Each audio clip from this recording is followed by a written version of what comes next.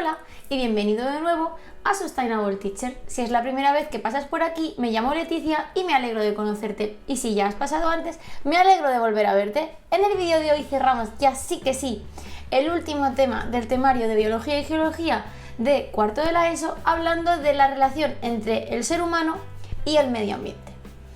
En concreto, en este vídeo vamos a hablar de cuál es la situación actual del medio ambiente. Así que si este vídeo te interesa, no lo dudes, suscríbete, dale a la campanita y si te gusta este vídeo, dale al like. En los dos temas anteriores de ecología hemos estado hablando de qué es un ecosistema a grandes rasgos y de cuál es el funcionamiento de un ecosistema.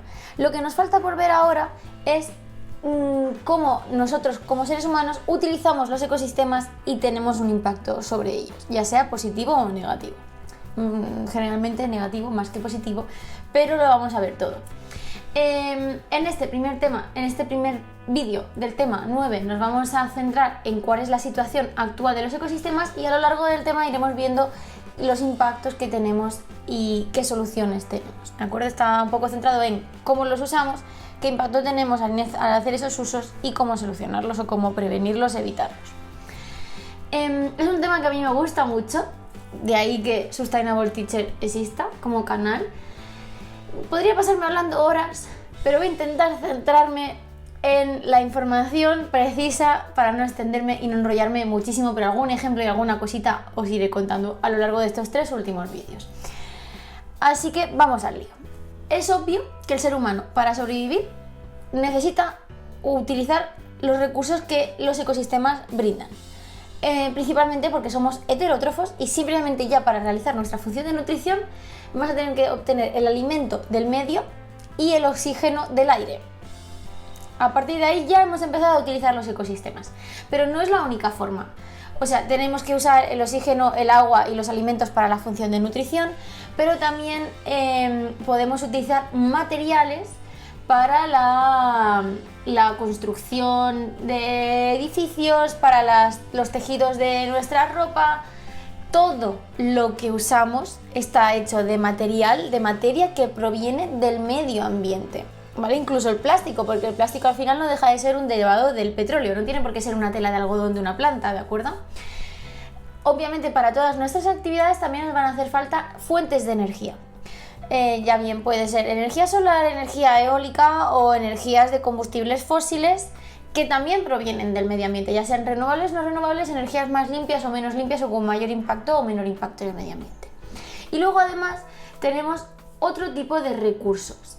En concreto, usamos el medio ambiente como un espacio para vivir, ¿vale? Necesitamos el medio ambiente para poder cultivar, para poder criar animales, para poder construir nuestras viviendas, construir nuestras fábricas. Y además utilizamos, y esto a veces se nos olvida, el medio ambiente como lugar de ocio, simplemente como para el disfrute del paisaje. A la gente pues le gusta pasear al campo, ir a hacer deporte al campo, ir a hacer barbacoas al campo. Al final es una forma más de ocio. Campo entendido como el medio ambiente. También puede ser la playa, ¿vale? Porque he dicho el campo. La playa también es otro medio, otro ecosistema que también estamos usando para nuestro disfrute, para ir a bañarnos, para ir a broncearnos, para lo que sea. Esto lo venimos haciendo desde el inicio de los tiempos, o sea, desde que el ser humano existe, desde que el Homo sapiens es Homo sapiens sapiens. Ya desde la prehistoria utilizábamos los espacios, vivíamos en cuevas, donde fuera, y éramos cazadores-recolectores. No cultivábamos, no criábamos, pero ya sí aprovechábamos lo que encontrábamos en el medio para poder vivir. Claro, el problema es que ahora en la actualidad somos más de 7.000 millones de habitantes en el mundo. Y entonces ya no vale con ser cazadores-recolectores. Necesitamos otras formas de cultivar nuestra comida. Esas formas hoy por hoy siguen siendo la caza y la pesca más o menos artesanal y la recolección de ciertas especies que no podemos conseguir de otras maneras. Algunas algas, algunas setas, pero ya incluso hay fitocultura y micocultura, o sea que ya hay poquísimas cosas que no podamos obtener mediante la agricultura, la ganadería o la acuicultura en el caso de los peces, ¿vale? es la única forma de poder producir cantidades suficientes en masa para todos esos millones de poblaciones, miles de millones de personas que somos en el mundo, que obviamente no está repartido bien. Hay gente que tiene sobrealimentación y hay gente que tiene desnutrición, malnutrición. Con respecto a los materiales, pues que por ampliar un poco, tenemos rocas y minerales que nos permiten tener materiales para la construcción, el suelo en sí, que nos permite utilizarlo como suelo fértil para poder hacer actividades de agricultura o para construir sobre él. Madera y fibras vegetales, pues para hacer muebles, para hacer papel, para hacer la ropa. Pieles y lana para hacer otro tipo de tejidos, no de origen vegetal, sino de origen animal, o medicinas, ¿vale? Hay muchas plantas, muchos hongos, muchos musgos y líquenes de los que hoy por hoy se extraen principios activos que sirven para fabricar medicinas, no son todo principios activos sintéticos. Y luego también utilizamos las energías, las no renovables o los combustibles fósiles, de ahí sale todo, carbón, petróleo, gas natural, etcétera, etcétera. Y luego tenemos la nuclear, que me olvidaba de ella. Luego tenemos las renovables, que son principalmente la solar, la eólica, la biomasa y los biocombustibles. Y os he puesto aquí un esquemita de ejemplos de biomasa que se utilizan en la actualidad, ¿vale? Por ejemplo, la biomasa natural, que proviene, por ejemplo, de la propia poda natural de las plantas que pueden perder su corteza, o por actividad de herbívoros, animales, sin que el ser humano intervenga. La biomasa seca, que es todos los restos de las actividades industriales, por ejemplo, restos de serrín, restos de productos alimentarios, que hoy por hoy se está estudiando y ya se utilizan como recursos para obtener energía. Luego tenemos la biomasa húmeda, también procedente de recursos, de restos, de residuos de actividades humanas, actividades industriales. Y luego tenemos los cultivos energéticos tipo girasol, tipo colza, de los que se puede llegar a hacer biodiesel o biocarburantes, ¿vale? Para que os hagáis una idea de qué tipo de biomasas y biocombustibles tenemos. Es un campo en boga y es muy amplio. Aquí solo tenéis unos ejemplos. Y al final lo que pasa es que haciendo todo esto de utilizar el ecosistema como un recurso, lo que estamos provocando es su alteración. ¿A qué nos referimos con alteración? Principalmente a la pérdida de biodiversidad y a la pérdida de suelo. Todo lo demás todos los demás procesos previos acaban llevando a estos dos: pérdida de biodiversidad y pérdida de suelo. Ya sabemos que la biodiversidad son el conjunto de especies que tenemos en un ecosistema, muy importante para tener redes tróficas y cadenas tróficas fuertes. Si desaparece una especie y el ecosistema es poco biodiverso, puede ser que hayamos roto todas las cadenas y que ese ecosistema entre en un desequilibrio. ¿Qué problemas tenemos que están alterando los ecosistemas? Sobreexplotación, en general, de todo. Sobreexplotamos todos los recursos, porque hay recursos que pueden llegar a ser renovables. O sea, yo puedo considerar una planta como renovable porque de un año a otro vuelve a crecer. Pero, o los peces, los puedo considerar renovables porque vuelven a nacer de un año a otro. Pero si yo consumo más peces de los que nacen o más plantas de las que crecen, al final estoy sobreexplotando ese recurso. Entonces ese recurso que podría haber sido renovable, como estoy superando su límite de renovación, ya no lo es. Y a eso es lo que llamamos sobreexplotación. Por ejemplo, en el caso de la pesca incontrolada, sobre todo cuando pescan en época de cría, y ahí pues estamos fastidiando la renovación de los ciclos, la tala masiva de árboles, por ejemplo, para usar los terrenos para agricultura, o la caza ilegal. Es cierto que la caza es un tema controvertido, pero en España, por ejemplo, es cierto que hay cazadores que ayudan a la labor de los agentes forestales a controlar poblaciones de animales que ya están en desequilibrio porque los ecosistemas están en desequilibrio. Entonces, si hay unas tasas de caza de tú puedes cazar 2 cabras monteses, por decir, y los cazadores los respetan, muy bien. El problema es cuando hay cazadores furtivos o cazadores que esconden lo que cazan para cazar más cantidad de la tasa que se les ha asignado. Entonces eso sería la caza ilegal, o que se cazan especies que no se pueden cazar porque estén en peligro de extinción protegidas, o porque estén en épocas de cría, en épocas que no son las de la veda, las épocas en las que se puede cazar. Y luego también de esta forma estamos alterando los medios naturales. ¿Cómo? Los estamos deforestando, los estamos contaminando y estamos ocupando espacios que deberían haber sido espacios naturales. Por ejemplo, sobre todo los del litoral de la playa, sobre todo en zonas de montaña cerca de parques naturales.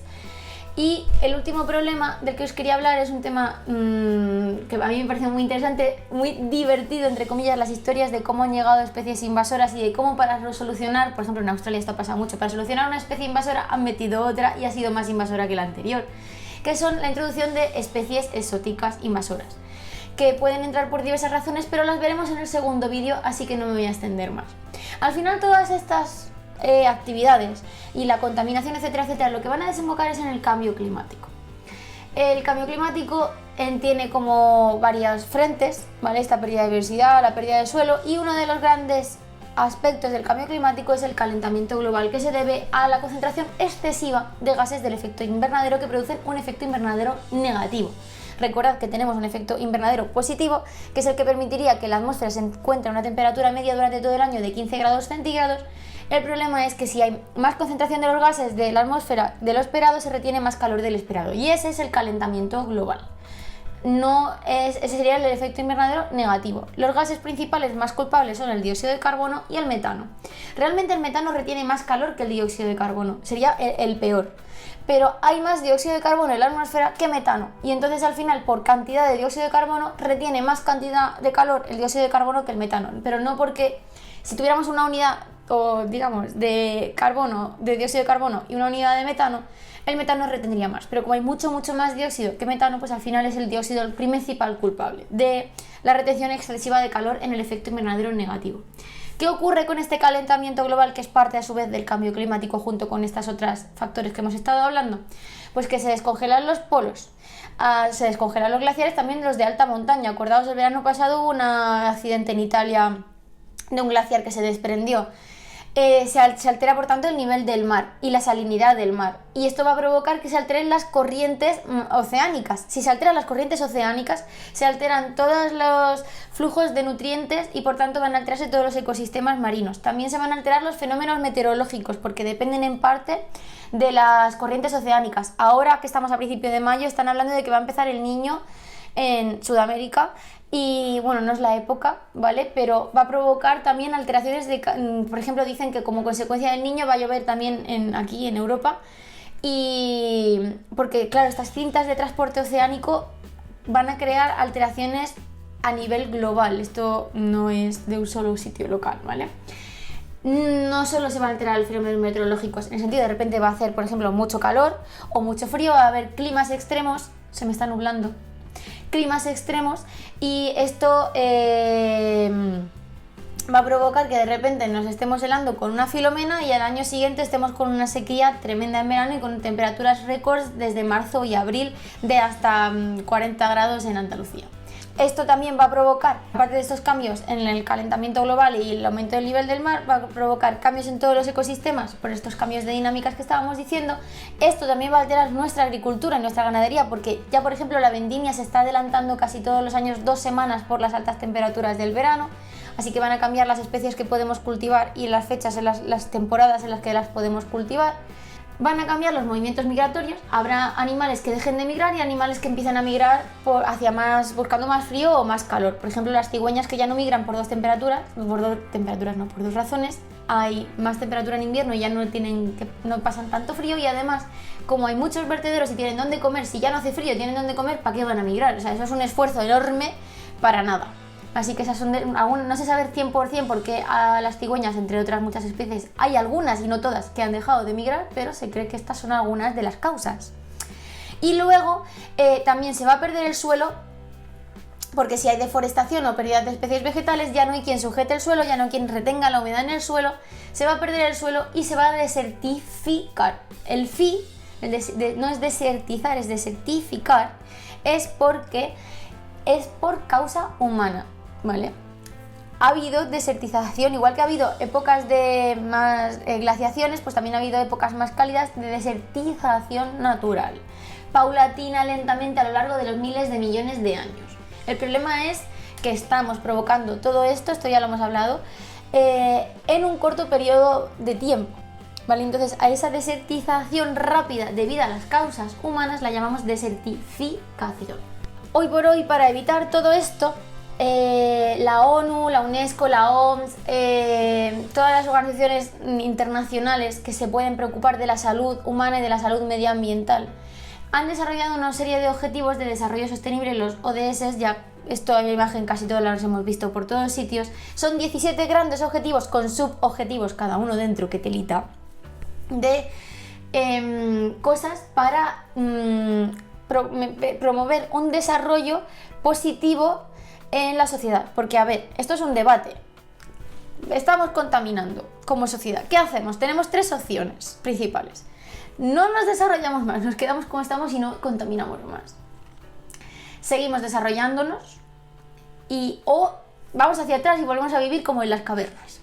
Obviamente el ir hacia atrás, eso no te lo va a aceptar nadie, porque somos una sociedad moderna, queremos comodidades, queremos medicinas, queremos energía, queremos alimentos. Eso no va a pasar. Quedarnos como estamos es injusto, por ejemplo, para los países en vía de desarrollo, porque ¿por qué ya no se pueden desarrollar? Porque ahora el medio ambiente, y hemos dicho aquí los países ricos, ahora os aguantáis, entonces nos queda la opción de seguir para adelante. Pero lo de seguir desarrollándonos podemos hacerlo de 2 formas, principalmente. O un desarrollo con lógica, con conciencia, un desarrollo sostenible, o seguir como estamos y abocarnos al fracaso más absoluto y a la extinción a este paso. Entonces, este escenario, que son varios a la vez, este escenario de más optimista de no podemos detener el desarrollo, pero ya que lo estamos haciendo, hagámoslo bien, es donde se enfocan los Objetivos de Desarrollo Sostenible de la UNESCO. La UNESCO pertenece a la ONU, ¿vale? A la Organización de Naciones Unidas. No confundir con la OTAN, que esa es la de Ucrania, que el otro día los niños en clase me la confundían en primero de la ESO. Ahora está estas palabras muy entre la OMS con la pandemia, la ONU, la OTAN, no sé qué, y Ucrania estamos escuchándolas muchas y no mezclemos, La UNESCO pertenece a la ONU, que es la Organización de Naciones Unidas. La OTAN es la de la Organización del Tratado Atlántico Norte. En las Naciones Unidas puede haber mucha más gente que no esté en el Atlántico. Bueno, nada, dejemos la OTAN. En fin, el caso que son 17 grandes objetivos que van no solo concienciados con el medio ambiente, que también los hay, sino con el desarrollo general de la sociedad, el desarrollo económico, el desarrollo social, el desarrollo urbanístico, el desarrollo industrial, el desarrollo en salud, energético, económico y por supuesto el del medio ambiente, así como la paz y la justicia en el mundo, ¿vale? No me detengo a leerlos, os los tenéis aquí, los podéis ver tranquilamente. El caso es que estos objetivos plantean cómo podemos proteger ciertos aspectos que se están viendo más amenazados. ¿Qué aspectos son estos? La obtención y la producción de alimentos de una forma sostenible y controlada. La disponibilidad de agua dulce. Os he puesto una imagen hacia varias diapositivas. Recordad que el agua dulce que utilizamos es el 1% del 3% del total del agua del planeta, ¿vale? La disponibilidad de materiales y de energías y cómo los utilizamos. La salud humana, ¿vale? Porque consecuencia de todas nuestras actividades y de estas contaminaciones estamos provocándonos problemas de salud, aparte de los problemas de salud mental que tampoco los podemos olvidar, ¿vale? Tenemos la salud física y la salud mental y está toda incluida. Y luego también que haya espacios naturales y paisajes naturales que estén protegidos y que no podamos explotar ni contaminar. En relación a estos problemas tenemos objetivos, grandes objetivos dentro de los objetivos de desarrollo sostenible, que son frenar la sobreexplotación de recursos, reducir la contaminación y no contaminar más. Aparte de no contaminar más, eliminar lo que ya está contaminado, ¿no? Resolver el problema de los residuos, hablaremos de ellos en el siguiente vídeo más, de cómo resolvemos el problema de los residuos de los seres humanos. Proteger esos espacios naturales para evitar que se degraden más y luego evitar la desigualdad social. Porque, por ejemplo, yo digo, mira, yo ya no quiero los autobuses viejos del Ayuntamiento de Madrid y los voy a mandar a un país de África para que tengan autobuses. No, a ver, si el Ayuntamiento de Madrid está comprando autobuses eléctricos o híbridos para contaminar menos, hazme el favor de jubilar esos autobuses, conviértelos en lo que te dé la gana, en aulas, en talleres, pero no los mandes a otro país a seguir contaminando. De nada sirve si tú dices, yo ya no quiero contaminar más en mi ciudad, que contaminen ahí los pobres africanos. Claro, muy inteligente, sí señor. Entonces, pues para que os hagáis una idea de cuál es el objetivo. Y entonces, a nivel de biología tenemos 3 objetivos principales que son proteger la biodiversidad, detener el cambio climático y luchar contra la desertificación. y tenemos como diferentes cositas que podemos hacer dentro de cada uno de estos relacionados con los objetivos de desarrollo sostenible. Por ejemplo, en el caso del proteger la biodiversidad, pues vamos a regular la explotación de especies, el deterioro de los ecosistemas, la introducción de especies exóticas, que hablaremos más en el segundo vídeo, promover la investigación, porque no podemos ayudar sin conocer cómo es y cómo está pasando. Porque yo puedo decir, voy a intervenir en un ecosistema para evitar su deterioro, pero si yo no sé cómo funcionan en las redes de ese ecosistema, no voy a poder saber qué está deteriorado, dónde tengo que actuar y cómo. Y luego también crear espacios protegidos. A nivel de detener el cambio climático, pues evitar las emisiones, sobre todo de dióxido de carbono y de metano, evitar la deforestación, porque obviamente los árboles ayudan a retener dióxido de carbono, evitar la pérdida de fitoplancton marino, porque es otra fuente de reducción de dióxido de carbono, y porque además si nos cargamos a los productores de los ecosistemas marinos, pues adiós todas las cadenas y redes tróficas de los ecosistemas marinos. Y luego la educación medioambiental, a todos los niveles, infantil y adultos, porque no podemos cuidar y preocuparnos de lo que no conocemos. Por ejemplo, imaginaos que no conociéramos la guerra de Ucrania. Si no supiéramos que la guerra de Ucrania existe, pues no nos preocuparíamos ni por los ciudadanos ucranianos ni por los niños ucranianos, y a lo mejor vendrían niños ucranianos a nuestro centro, que todos estamos recibiendo niños ucranianos en los centros, y diríamos, pues me da igual este niño. Sabiendo que hay una guerra en Ucrania, todos estamos mucho más sensibilizados al tema, somos más amables con los que vienen, somos más solidarios. Pues lo mismo con el medio ambiente. Si no supiéramos que el medio ambiente es importante, que hay unas especies que nos aportan X al equilibrio de los ecosistemas, no los valoraremos y no los cuidaremos. Por eso es muy importante la educación medioambiental. Y no solo de los niños, sino también de los adultos, porque al final los niños no consumen ni compran tanto, dependen de sus padres, de los adultos. Así que primero hay que también empezar a concienciar a la población adulta y a los niños para que ya sea una concienciación continua, ¿vale? Para que todos los estratos de edad cambien sus hábitos. Y para para luchar contra la desertificación, obviamente si prevenimos las talas de árboles, vamos a prevenir la erosión y evitaremos la sequía en los suelos, porque las propias raíces de las plantas van a sujetar el suelo y mantener la humedad. Luego también hay muchos suelos ya degradados que lo que hay que hacer es recuperarlos mediante reforestación, mediante cubiertas vegetales, que es como plantar hierbitas, ¿vale? Para hacer como unas cubiertas vegetales y evitar esa pérdida de humedad y de erosión. También hay que estudiar cómo mejorar la utilización del agua. Y aquí muy rápido me voy a meter en el tema de Doñana. Estoy metiendo aquí de cosas. Ahora, hace un par de semanas hubo ahí una polémica porque en el Parlamento andaluz, ya sabéis que yo soy andaluza de origen, una diputada, no voy a decir de qué partido, puso sobre la mesa del presidente de la Junta de Andalucía una bolsa con arena, simbolizando lo que iba a ocurrir con Doñana. Doñana es uno de los parques nacionales de España, está en Huelva, en la desembocadura del Guadalquivir, y es un ecosistema muy rico en marismas y era muy rico en agua.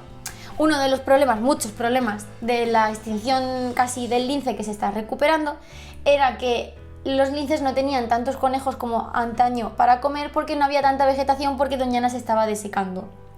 En parte por el cambio climático y en parte porque ese agua que había ahí estaba siendo reconducida para ser reutilizada, o simplemente los acuíferos estaban siendo alterados, porque alrededor de Doñana hay campos de arroz, ¿vale? Arrozales.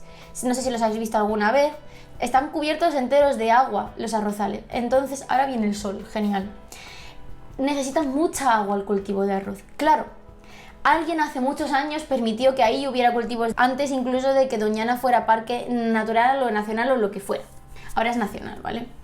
Entonces, ¿qué hacemos? Le decimos a los agricultores, ¡hala! Cargo, yo estoy aquí gastando yo que sé cuántos millones, hasta de fondos europeos, de fondos de todo, para recuperar al lince, y tú me quitas, y a toda Doñana en general, porque pasan muchas más cosas en Doñana, y me estás aquí quitando el agua. ¿Vale? Pero es que de esos arrozales dependen muchas familias, muchas industrias, no puedes hacer así de la noche a la mañana y quitarlos. ¿Qué está pasando?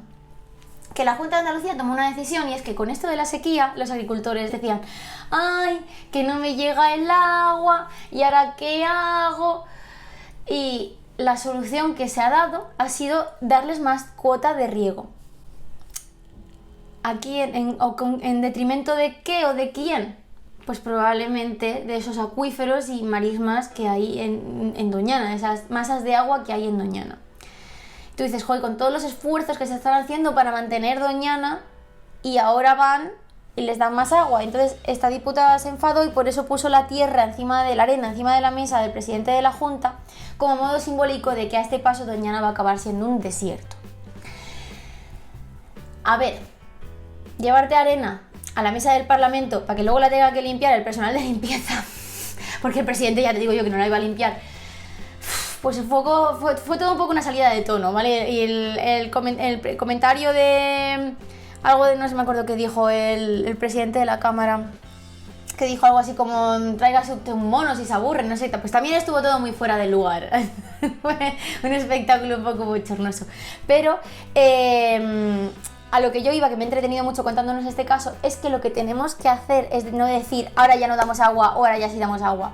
Tenemos que estudiar cómo mejorar en general la utilización del agua. Escuchaba el otro día una entrevista a un profesor de una universidad catalana, no me acuerdo de cuál, sobre el estudio del uso del agua, y decía, mira, la población normal, urbana, ha mejorado muchísimo su consumo de agua. La gente está súper concienciada. Es más, yo recuerdo de niña, que yo vivía en Cádiz, pues en el 94-95, por esos años que se tuvo que retrasar también los Juegos Olímpicos en Sierra Nevada porque no nevó, fueron unos años de sequía tremendos. Había cortes de agua, yo recuerdo los cortes de agua en mi pueblo, ¿vale? Y que a lo mejor pues guardábamos un bidón de agua en la bañera para todo el día por si nos hacía falta agua durante el día porque no había agua, ¿vale?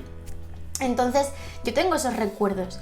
Realmente la población se ha concienciado y este profesor de la universidad decía que la población normal ya regula muy bien su consumo de agua. Somos muy eficientes los ciudadanos de a pie en el consumo. El problema, por ejemplo, está en la industria. Hoy que estaba leyendo con mi directora una noticia de que van a usar no sé cuántos millones de litros de agua al día o al mes para una planta de datos, una base de datos gigante que van a implantar en Toledo.